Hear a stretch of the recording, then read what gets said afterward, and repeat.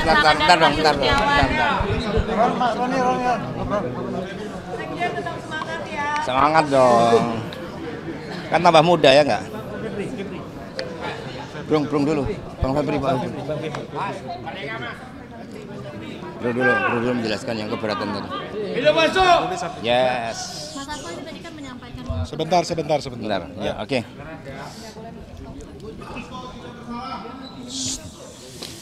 Ya baik, terima kasih rekan-rekan pers. Jadi ini pertama masih belajar sebagai terdakwa.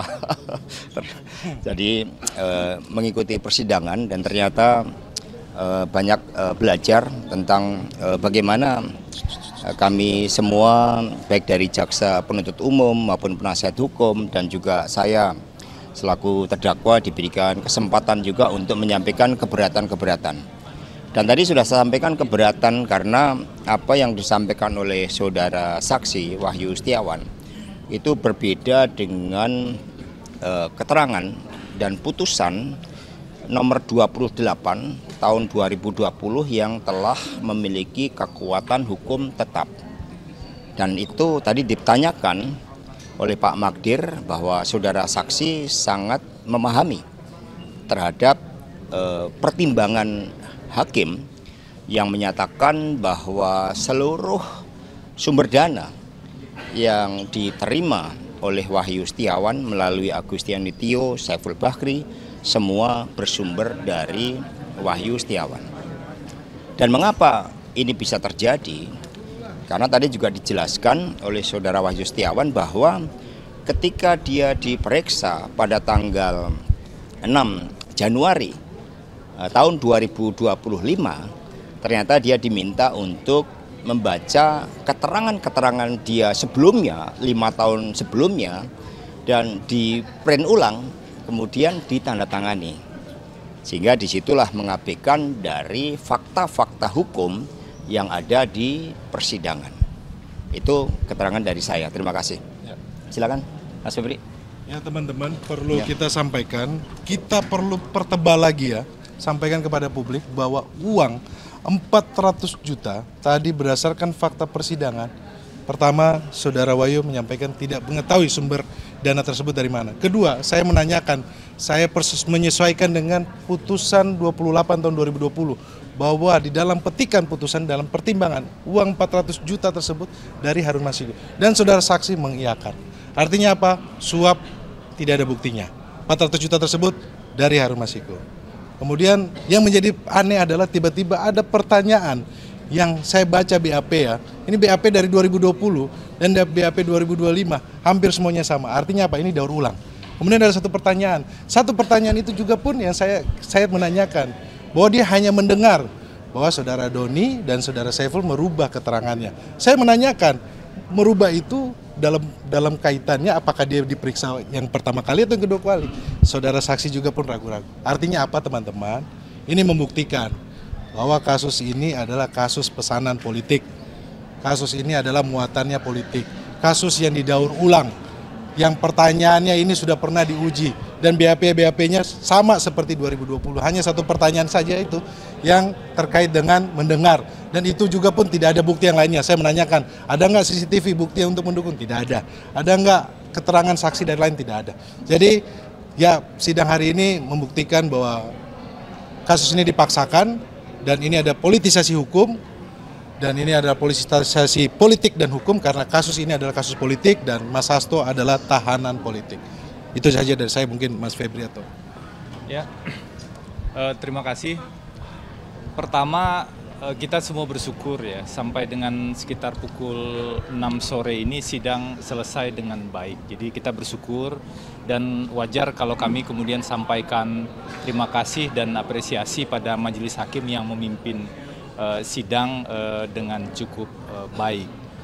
Itu yang pertama yang perlu saya sampaikan. Yang kedua, ini persidangan pertama untuk pembuktian, untuk masuk pada pengujian perkara pokoknya.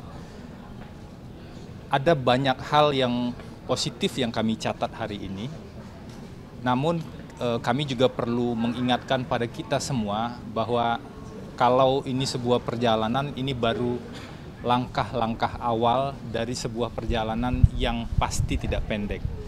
Kita butuh perjalanan yang cukup panjang, butuh energi yang banyak dan nafas panjang.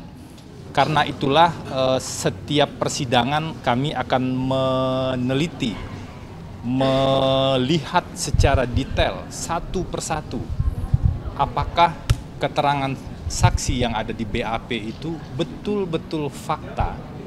Kalau keterangan itu fakta, tentu dia bisa diuji dengan fakta yang lain dan bukti yang lain. Kalau itu fakta, maka kita bisa menerima. Tapi kalau fakta itu kemudian dicampur adukan dengan opini, dengan pendapat, apalagi dengan asumsi, tentu saja proses peradilan kita seharusnya mengabaikan hal-hal yang bersifat asumsi dari saksi-saksi. Karena itulah kalau tadi kita simak baik-baik, kami melihat secara sedetail mungkin mana yang sebenarnya fakta, mana yang sebenarnya asumsi. Dan kita lihat para saksi tadi juga mengakui secara terbuka kalau ini fakta, kalau ini asumsi. Apa yang bisa disimpulkan dari fakta terkait dengan peran dari Pak Hasto Kristianto? Dari fakta yang bisa kita simpulkan, peran Pak Hasto adalah peran sebagai Sekjen PDI Perjuangan yang dilakukan secara sah dan bukan hal yang melawan hukum. Apa itu? Yang pertama terkait dengan pengajuan judicial review ke Mahkamah Agung yang putusannya putusan 57, dan ada putusannya yang secara konkret sebenarnya menyebutkan seperti yang tadi disampaikan. Dan yang kedua, menyurati KPU. Jadi menyurati KPU itu bukan untuk pribadi orang tertentu, bukan. Tadi saksi Wahyu juga mengatakan itu kepentingan peserta pemilu, yaitu partai politik. Jadi PDIP menyurati KPU itu adalah dalam konteks bukan kepentingan pribadi, melainkan kalau kita lihat buktinya tadi adalah perihalnya adalah untuk meminta KPU melaksanakan putusan Mahkamah Agung dan untuk meminta KPU melaksanakan fatwa Mahkamah Agung. Itu perbuatan yang sah. Kalau perbuatan yang seperti ini kemudian ditarik-tarik ke pidana, lalu apa gunanya konstitusi yang memberikan hak pada setiap orang, organisasi atau bahkan partai politik untuk mengajukan upaya hukum? Ini hak konstitusional yang dijalankan, upaya yang sah secara hukum. Dan kalau kita lihat lagi terkait dengan peristiwa suapnya, tegas sekali dikatakan bahwa tidak ada bukti yang mendukung atau yang dimiliki oleh saudara Wahyu terkait dengan sumber dana itu dari Pak Hasto.